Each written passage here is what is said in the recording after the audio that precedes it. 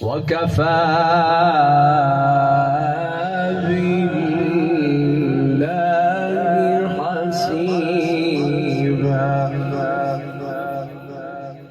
ما كان محمد أبا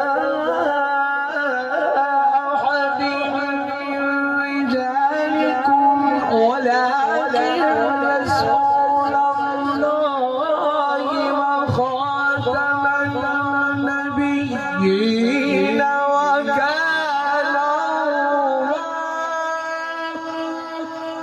وكان الله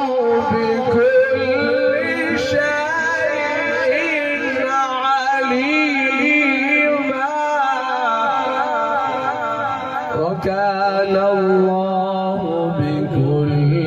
شيء عليما صدق الله